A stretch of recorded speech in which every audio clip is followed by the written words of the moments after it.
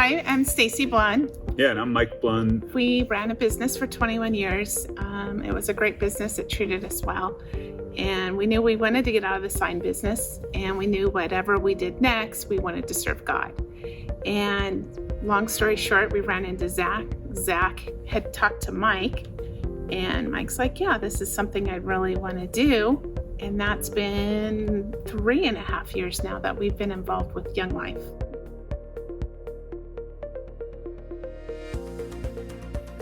Young Life really stood out to me because I love hanging out with children.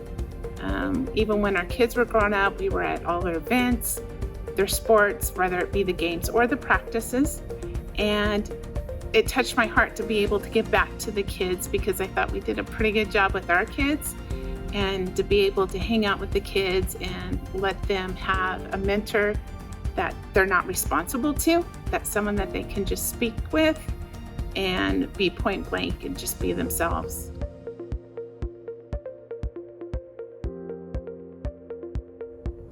So yeah, we had a girl that lost a friend, and she was really upset with life and with God. And we were able to help her through that, and say it's okay to be mad at God and to be mad at life, and that God isn't there to make life perfect. He's there to lament to walk alongside you and be a friend. So it was cool to get to share that experience with her. It's ironic that the moment for me in Young Life that hits me right in the heart was not related to any of the kids that we serve. We were at Young Life Camp in Minnesota, and I got to be a part of something called Cardboard Testimonies. And so I'm just holding a piece of cardboard that says, I believe mine said, against God because of all the rules, or something along those lines, and then flipped it over and went and it said, free to not regard rules but simply follow Jesus. And a girl from Minnesota that I never would have known before outside of Young Life Camp came directly up to me after just standing on stage with a piece of cardboard and was like, you just changed my life. And somehow I showed her Jesus in a piece of cardboard on the stage. And a few days later, she stood up and proclaimed that she had given her life to Christ. And that was just a crazy impactful moment where it's clearly the Lord that's working and not anything that we're doing. But with kids I serve, gosh, the moments are almost countless. Just going into deep conversation with kids when things are going great or when things are going bad, and talking over when God is there with them and when they should turn to Him, which of course the answer for me that I'll give them is always turn to the Lord, always pray to Him, and always seek Him. He's always chasing you down. All you have to do is stop and turn. And so just seeing those moments and seeing them grow in faith, those moments are continual with us.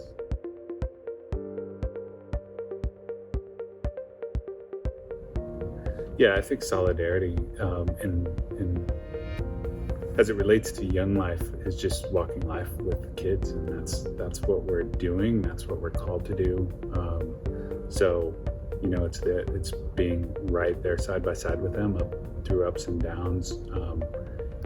Stacy alluded to the fact that we had a tremendous loss in our Young Life community. A young man was killed in a violent nature, and that was part of, he was a 16-year-old, and we've walked through that with the family, with the kids that we serve, through their loss and all of their emotions and all their lament, and we've walked through that with them, and it's been hard to do that, but it's also been a special honor for us to do that. And so we've just tried to do our best to walk with them the way the Lord would have wanted us to, or the way the Lord would have Himself. And so being of service to the kids is it's more than that. It's being of service to their families and to the whole community. And so that's really where I think solidarity comes into play for us. Mm-hmm.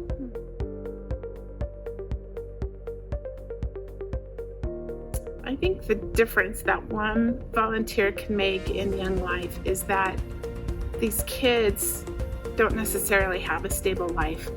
And to be that one person that they can turn to, regardless of the time or day or whatever they've been into, to have that one person to make them feel comfortable and to be seen and to be heard makes a huge impact in their life.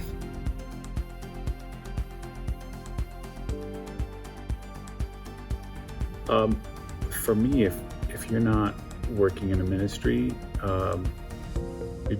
you're a church customer and you're not a church member, so to speak. And especially here at Discovery, that if you want to belong in the body of Christ, part of belonging is serving, and it doesn't matter where or how, but find somewhere to plug in. We're blessed that the Lord has seen us fit to serve kids and to serve youth, but we didn't know that was going to be the case. We went on, was walking a tightrope out on this ledge, sort of to go and serve young people that are different than us. And gosh, what are they going to think about a couple our age, serving them?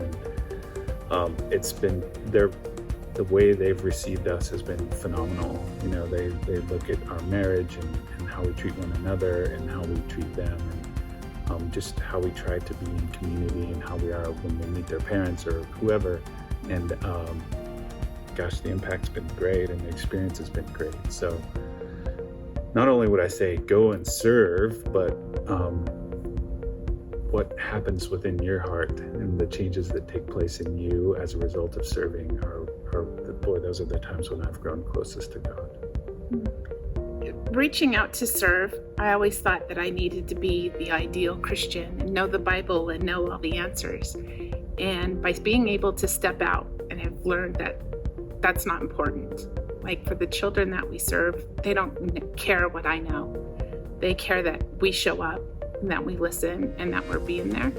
And it's been a huge lesson to know you don't have to know the answers. You don't need to know everything about Jesus, that it's okay to go, I don't know, let's check this out. Let's learn together. And I think that was a big milestone for me to get over, that showing up and, walking like Jesus and being kind and being there is more important than not having to know all the answers right away.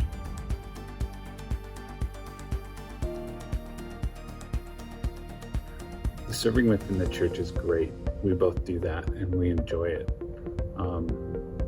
But to some extent, it's like fishing in a small pond when there's a whole ocean behind you. Mm-hmm. And if you just turn around and look and find a way to plug in through one of the other ministries that this church supports, or another ministry maybe that we're not even involved with, you can go deeper, you can go a lot farther.